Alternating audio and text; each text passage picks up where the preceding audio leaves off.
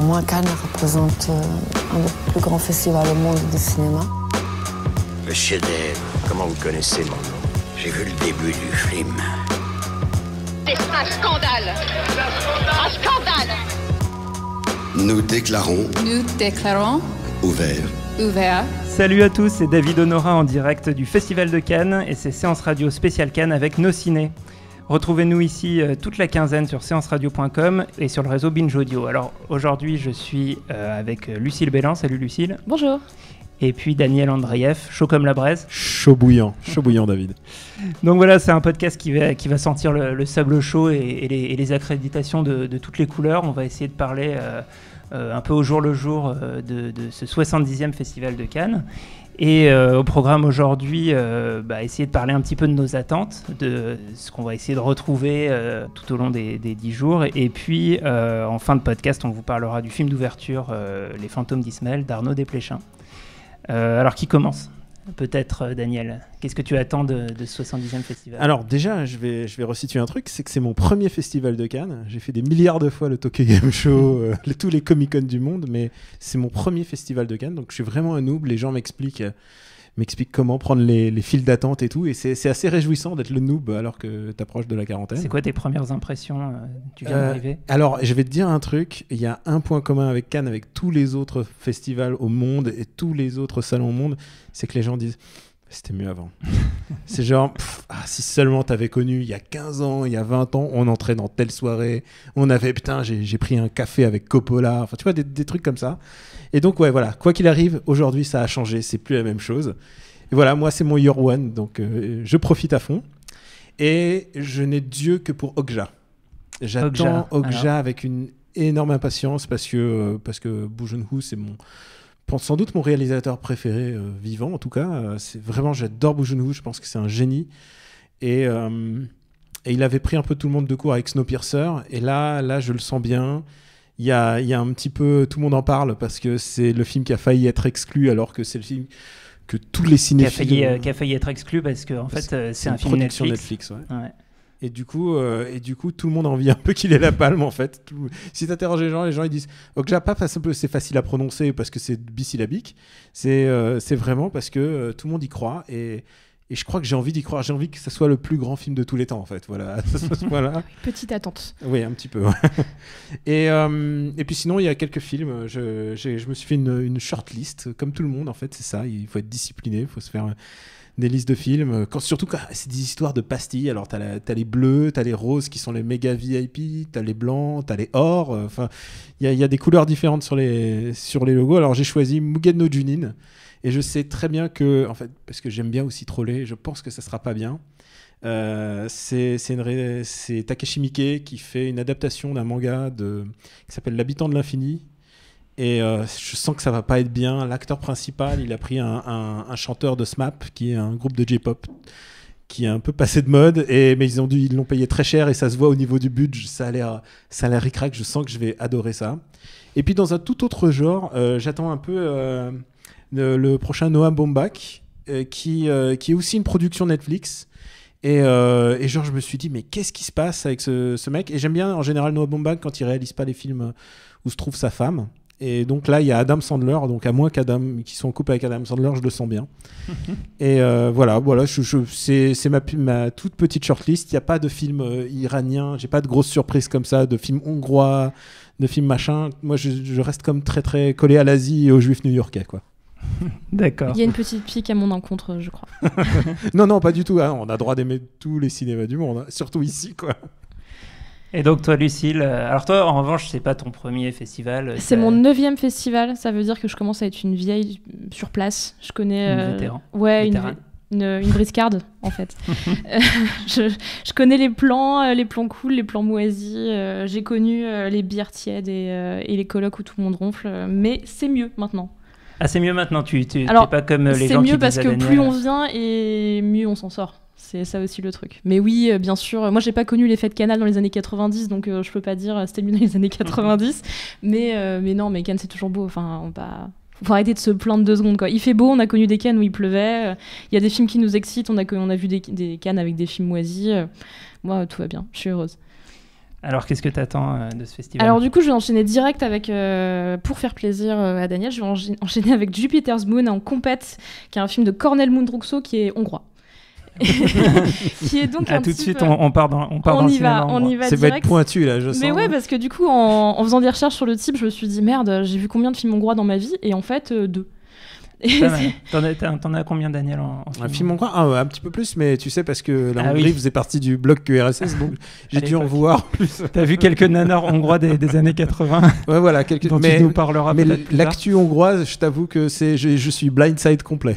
Alors, mais du coup, le mec a vraiment énormément de talent. Et il y a quelques années, il nous avait tous bluffé avec White God, qui était un film sur les chiens qui prenait un peu le pouvoir sur une sorte de film un peu d'anticipation extrêmement angoissant et très très bien réalisé. Et j'ai eu le temps, avant de préparer Cannes, de voir ces films d'avant, plus anciens, plus compliqués à trouver, donc Delta, Tenderson et Johanna. Il a fait des choses très barrées, il est vraiment, vraiment fou, et je pense qu'il peut, avec son histoire d'un migrant qui se fait tirer dessus alors qu'il traverse la frontière, qui découvre qu'il a le pouvoir de l'éviter, je pense que c'est dans les cornes de Mundruczó nous faire un truc à la fois magnifique et hyper fort politiquement et barré. Ok, donc on va suivre ça. Rappelle-moi le titre. Jupiter's Moon. Jupiter's Moon, qui est en compétition. Voilà. Du coup, ok. Ma deuxième grosse attente de compète, c'est 120 battements par minute de Robin Campillo, un Français, qui a fait le film Les Revenants, dont est tirée la série, et Eastern Boys, qui était un film qui avait une première partie complètement bluffante, quasiment muette, sur des jeunes garçons à la gare du Nord qui se prostituait et qui hijackait l'appart d'un mec de 45 ans qui en avait alpagué un. Le film était très fort et assez angoissant.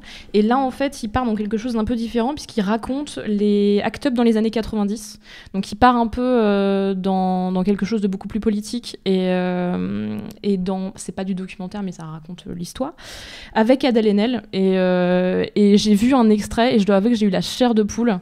Une scène d'attaque de laboratoire pharmaceutique où il jette du sang partout et j'ai trouvé ça extrêmement fort. C'est toujours très clinique, Robin Campillo, et je pense qu'il peut nous faire quelque chose de très très bien. D'accord. Et mon troisième truc, c'est un petit film de la quinzaine dont je subodore que ça va être énorme. On en parle beaucoup parce qu'en général, il y a des petits films qui buzzent comme ça et on dit toujours c'est le film qu'il faut voir, c'est le film qu'il faut voir. Et là, c'est un petit peu le cas. Ça s'appelle I'm Not a Witch. C'est un premier film zambien, donc qui concourt pour la Caméra d'Or, et qui raconte l'histoire d'une gamine de 8 ans qui est jugée de sorcellerie par un village entier en Zambie et qui se voit obligée de rejoindre un village de sorcières, donc de nos jours. C'est magnifique visuellement, je pense, parce que les images sont splendides. On a eu des photos de production complètement bluffantes et vu les gens qui ont travaillé dessus et qui ont déjà été annoncés, dont la styliste Solange Knowles, donc la sœur de Beyoncé, qui est quelqu'un qui a un style incroyable, je pense qu'on peut tabler sur quelque chose d'intéressant. D'accord, et donc ça c'est à la quinzaine des réalisateurs. D'accord. D'ailleurs, est-ce que tu peux décrire un petit peu les différentes sélections pour resituer Il y a les sélections officielles, du coup il y a la compétition qui est le truc où on monte les marches, où il y a toutes les stars et où il y a en général des réalisateurs dont on a déjà entendu parler. Il y a Un Certain Regard, donc des plus petites marches juste à côté, qui... En général, en théorie, à l'origine, c'était pour faire redécouvrir des choses, des cinémas émergents, des jeunes réalisateurs, mais souvent, c'est une sous-compétition officielle. Donc, il y a des choses de très bonne qualité, mais ça n'a pas réussi à monter en compétition officielle. C'est un peu l'antichambre de la compétition. Voilà, complètement. Et c'est les Ligues B. Il y a la quinzaine des réalisateurs. Domino's mais il y avait des grands films à Un Certain Regard. Hein.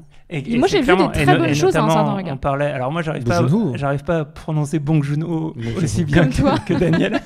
Moi, j'ai fait du Hanguk. Moi, j'ai une petite expérience coréenne. Son film Mother était à Un Certain Regard. On a vu des choses exceptionnelles à Un Certain Regard, mais tous les ans, il y a toujours le film dont on dit mais pourquoi il est là, pourquoi il est pas en compétition, et ça, comme c'est un peu politique aussi. Il y a toujours le jeu aussi, les films parfois un peu plus audacieux.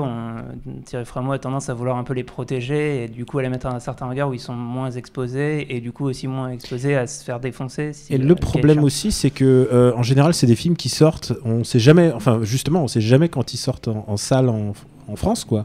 Je crois qu'à Un Certain Regard, il y avait le Coréeda l'année dernière. Et Il est sorti là. il est sorti il y a 2 ça, semaines. ouais. Genre, le timing, je comprends plus la chronologie des médias de ce Cannes. Bah, en compétition, t'es sûr de sortir et en général, Le Corée les qui gens s'appelle l'attendent. Après la tempête Ouais. et qui est en salle en ce moment. Et en certains regards, comme c'est des films qui sont un tout petit peu moins attendus et que le public attend un peu moins aussi, ça finit par J'attends sortir. toujours la sortie d'Harry Rang de Ça Kim sortira Ki-duk. jamais. En même temps, c'est un peu spécial. Faut quand même pas. un film sur un réalisateur qui essaie de se suicider pendant 2 Qui heures. est juste bourré et tout. Enfin, c'est passionnant comme film. Mais du coup. Et du coup, tu terminais les Du coup, voilà, donc la sélections quinzaine des parallèles. réalisateurs qui est très foisonnant. Il y a une vingtaine de films, beaucoup de films, et où il y a à la fois des nouveautés, des gens, bah là en l'occurrence comme ce premier film Zambien, et des gens plus confirmés comme Claire Denis par exemple cette année. Et il y a aussi la semaine de la critique dont l'objectif est de sélectionner des films uniquement de premier ou deuxième film. Et D'accord. donc en général, l'année dernière par exemple, il y avait eu Grave qui était sorti de la semaine de la critique. C'est vrai que ces dernières années, ils arrivent à faire vraiment bien buzzer sur leur sélection. Ok, bah du coup, bah, c'est à Attends, moi. j'ai toi, oublié, David. j'ai oublié de parler de Pardon. l'acide. J'ai oublié de parler de l'acide. On se fout de la gueule de l'acide sans arrêt, mais l'acide c'est vachement intéressant. Ouais. C'est une petite compétition où on retrouve plein de très bonnes choses. Et là vraiment on est Et dans la essentiellement des premiers sous-compète. films. Là, on Des a premiers quasiment films, 80% de premiers Des films. choses très étranges, des choses très expérimentales parfois. Mais c'est une compétition qui mérite qu'on s'y penche en général. Quand on a un vrai gros cinéphile, on regarde un peu ce qui se passe à l'acide. On n'a pas toujours le temps quand on est sur place, mais il faut regarder. Ok, et bah David Tasselec. du coup pour ma petite sélec, alors moi j'ai retenu, enfin il y a plein de films et je me suis fait comme Daniel et Lucille une liste d'une quarantaine de films qu'il faut absolument que je voie et que je vais essayer de caler dans mon agenda. J'en ai retenu quelques-uns, dont 2 en compétition que j'attends particulièrement. Il y a le film de Michael Haneke qui s'appelle Happy End. Déjà, ça fait C'est marrer. facile d'attendre une 3e Palme d'Or, tu vois. Et oui, potentiellement. Alors, une est-ce troisième que Palme d'Or. vraiment Almodovar va donner une 3e Palme d'Or à Haneke, lui qui n'en a jamais eu? Ça je me- pense qu'il ça va me paraît très très Il injuste. va serait l'envoyer triste. bouler. Moi, je Ce pense serait qu'il d'une va l'envoyer se tristesse. faire chier. Et malgré tout, ouais, donc le film s'appelle Happy End, ce qui fait quand même déjà un peu marrer quand on connaît le cinéma de Michael Haneke. Et c'est l'histoire d'une famille de bourgeois du nord de la France qui sont confrontés à des camps de migrants. Et du coup, moi, ça m'intéresse beaucoup de voir Michael Haneke traiter le sujet d'à bras ouverts avec Isabelle Huppert. Tu me l'as bien vendu. Et Mathieu Kassovitz. Donc je pense que ça peut mettre quelques taquets avec quand même un sens à la fois de la mise en scène et du propos souvent très théorique de ces films. Si ça peut se rapprocher de quelque chose comme Caché, qui pour moi est son plus grand film, ça me plaira beaucoup. Et dans un autre genre, mais aussi un peu une forme de cinéma un peu théorique sur lequel on peut avoir une approche très analytique. Il y a le film de Ruben Östlund, le Suédois Ruben Östlund, qui arrive avec un film de, je crois, 2h22 qui s'appelle The Square, que j'attends beaucoup. C'est un film qui a été rajouté au dernier moment en sélection, peut-être parce qu'il y avait des contraintes sur sa durée. Et c'est un cinéaste intéressant qui est toujours... pour moi, c'est un peu un cinéaste troll. C'est d'un cynisme ces films, c'est terrible. Alors ouais, je sais que Lucille aime pas beaucoup. C'est une méchanceté son et cinéma. qui en fait crée souvent des dispositifs qui mettent à l'épreuve ses personnages. Il a fait... de ses deux derniers films notables, un premier film qui s'appelle Play, dont un des aspects intéressants est qu'il avait filmé en très très haute définition des plans fixes et qu'il a retravaillé en post-prod des mouvements de caméra à l'intérieur d'un cadre beaucoup plus large. Donc déjà d'un point de vue cinéma et mise en scène, il y a quelque chose qui m'intéressait chez lui. Et puis il a fait le film qui est sorti en France sous le titre Snow Therapy, qui était arrivé à Cannes avec le titre Force Majeure, et qui partait d'une mise en place d'un dispositif assez marrant. C'est en gros l'histoire d'un père et de sa famille au sport d'hiver qui croit qu'une avalanche vient de se déclencher. Ils sont en restaurant d'altitude et lui, au lieu d'essayer de protéger sa famille, il se barre tout seul pour sauver sa peau avec son iPhone.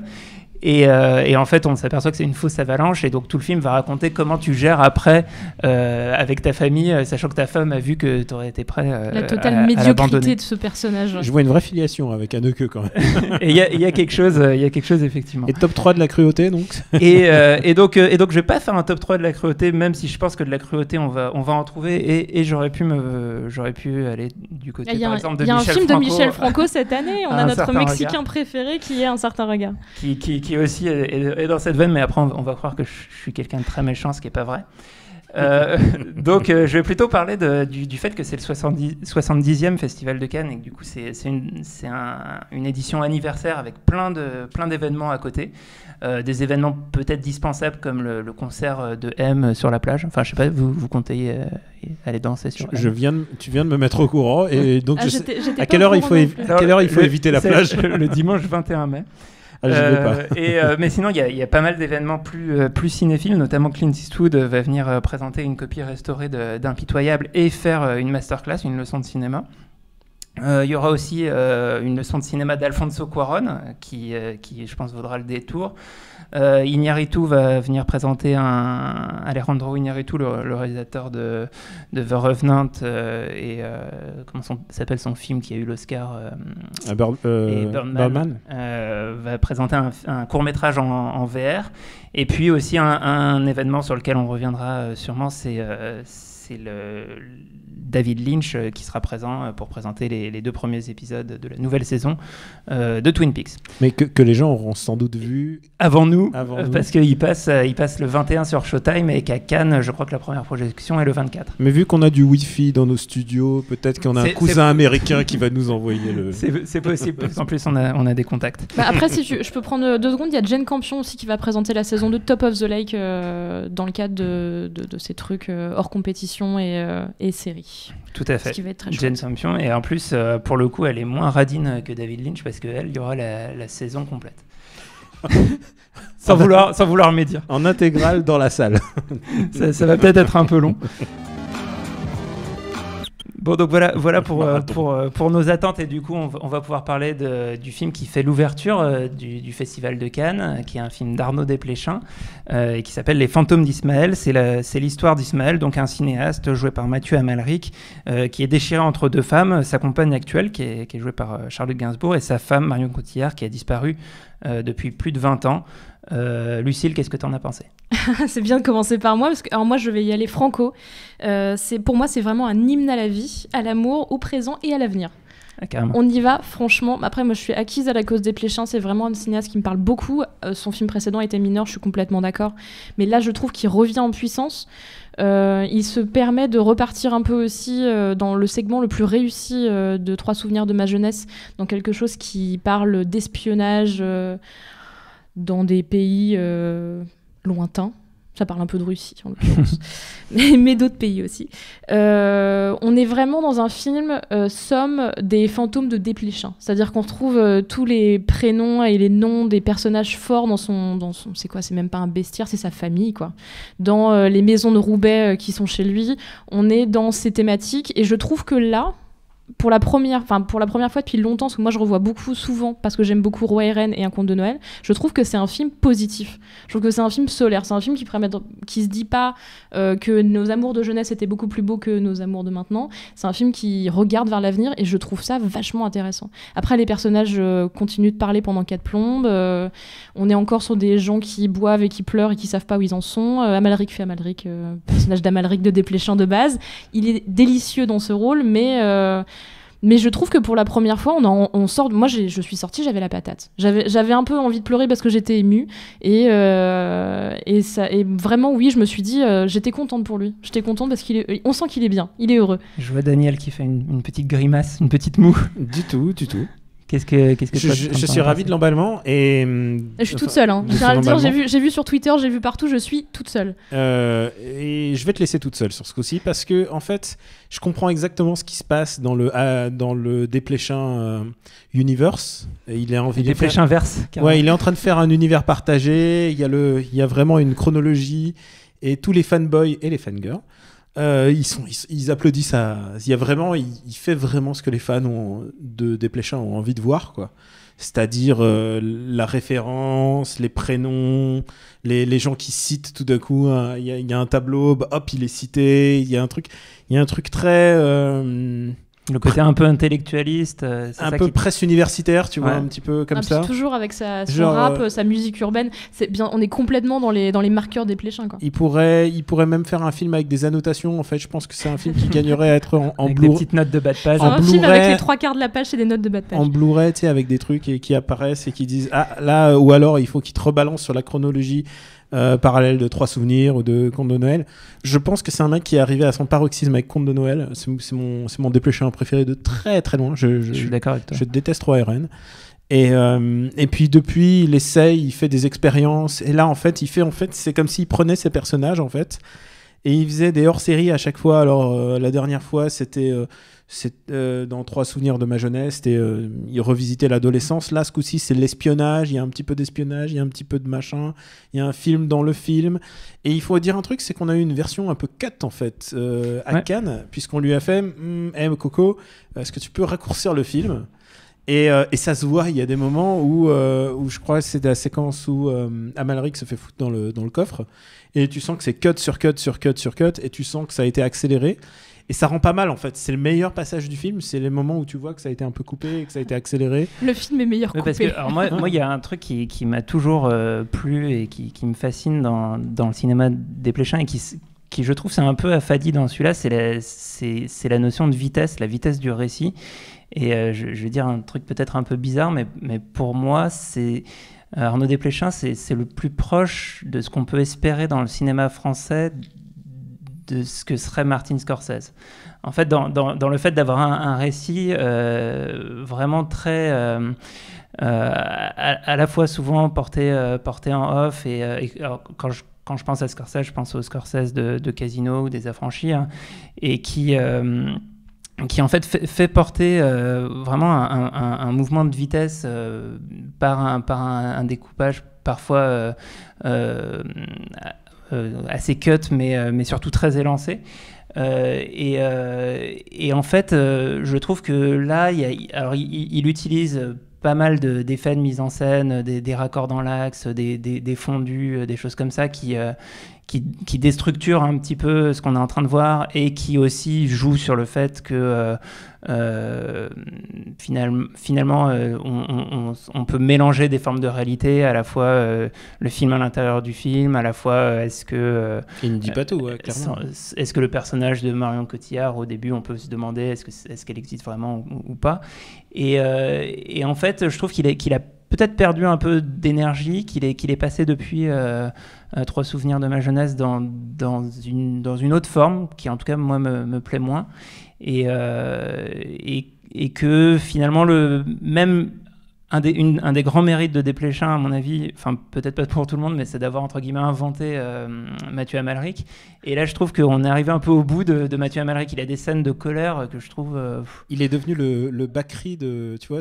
Il est devenu le Bacri de Desplechin. Ouais, oui, c'est genre la caricature de lui-même. À certains moments, tu as envie de dire, Mathieu, c'est bon, arrête, t'as gagné. Tu maîtrises ton personnage. Moi, j'ai un petit souci avec Marion Cotillard. Et alors, en général ou non, contrairement à plein de gens, il y a des films où vraiment elle joue bien. Et là, ce coup-ci, elle joue vraiment un peu chippie pétasse. Bah, elle joue un personnage hyper insupportable. Elle est là, de toute genre, façon. Est-ce que je peux récupérer mon mari? Est-ce que je peux? Elle est toujours un petit peu. T'as envie de la baffer, enfin tu comprends pourquoi Charlotte Gainsbourg a envie de la baffer. Mais moi je trouve que c'est le seul personnage qui est pas complètement de l'univers Desplechin dans le film. Je trouve que Charlotte Gainsbourg, c'est une première pour elle d'être dans un film de Desplechin, qui d'habitude fait beaucoup jouer les mêmes acteurs. Là, elle rentre vraiment bien dedans. On comprend tout à fait son personnage et où il va, et je trouve que ça marche très très bien. Par contre, Cotillard, pour moi, à la fois dans le personnage et dans l'écriture du perso et dans la façon dont elle le joue, elle est pas dans l'univers. D'ailleurs, c'est un élément perturbateur complet. Et on aime ou on n'aime pas. C'est vrai que moi, je suis pas forcément fan de Cotillard d'habitude. Le fait qu'elle joue ça ne me dérange pas du tout. Ah, on est vraiment opposés là. je me dis, tiens, c'est Cotillard insupportable. Ah bon, d'accord. Et encore une fois, c'est l'histoire quand même de 2 meufs très jolis qui se battent pour Amalric. Qui se battent pour un mec qui est quand même très très sale. Qui reste hyper sexe parce que son côté sale maintenant. Ouais, mais c'est ça, le côté sale marche, le côté artiste maudit sale marche très bien. Et c'est vrai que j'aime bien ce truc aussi, cette réflexion nouvelle qu'il a sur le cinéma, sur la réalisation, sur le fait d'avoir mis un personnage réalisateur, dont il dit pas d'ailleurs qu'il est réalisateur mais fabricant de films, qui est une petite coquetterie de Desplechin. Je trouve ça intéressant. Oui, parce qu'il y a autre chose. D'ailleurs, je faisais le parallèle avec Scorsese, mais en fait, c'est, dans ma tête, c'est pour plusieurs raisons. D'abord parce que je pense que tout en faisant du cinéma très français, très cinéma d'universitaire en chambre de bonne, il le fait avec une approche qui est presque celle des films de genre ou des films de gangsters à la Scorsese. Et pour moi, et ce que j'appréciais chez lui, c'est d'être dans une doctrine de filmer les scènes d'amour comme des scènes de meurtre et les scènes de meurtre comme des scènes d'amour, sauf que lui filme surtout des scènes d'amour, des scènes de relations la plupart du temps hétérosexuelles, donc un garçon qui drague une fille. En général Amalric. En général Amalric, et ce mouvement-là, c'est-à-dire montrer une scène de drague, ce qui n'a l'air de rien, pour moi, il excelle vraiment dans ce domaine. Et c'est là-dedans qu'il est vraiment très bon. Et je trouve un petit peu en dessous dans ce film. J'ai moins été emballé par le charme qui crée à l'écran. Alors après, il y a quelques petits moments où je trouve que ça fonctionne, quelques répliques qui tombent juste. Mais voilà, certains des éléments, moi je suis pas d'accord avec ce que tu disais, Daniel, sur le fait que c'est le film ultime des fanboys de Desplechin, justement parce que à ce niveau-là, c'est un petit peu décevant. Je trouve que il leur donne, quoi qu'il arrive, il leur donne le matos pour aimer, en tout cas. Ouais, voilà, mais en étant un peu décevant, c'est-à-dire qu'il est plus au top de sa forme, notamment sur la langue, c'est-à-dire que c'est quelqu'un qui je trouve écrit très bien et arrive à mettre dans la bouche de ses personnages des répliques extraordinaires, souvent des monologues mémorables, etc. Et que là, voilà, je suis resté un petit peu sur ma faim, et surtout je me demande comment ça va être reçu par le festivalier du monde entier lambda qui va péter un câble devant ce film. Il est maudit à Cannes, il a jamais eu un prix, et globalement il est détesté par les internationaux. C'est toujours et là c'est typique. Mais je pense que tu as trouvé un bon pitch commercial quand même pour Desplechin, qui est le Scorsese de Roubaix. Voilà, qui est bien. Ça lui plairait en plus, je suis sûr. Et on va s'arrêter là-dessus pour aujourd'hui. Du coup, c'était Séance Radio spéciale Cannes avec Nos Ciné, une émission de Séance Radio, la web radio du cinéma, en partenariat avec Binge Audio. Merci, au revoir.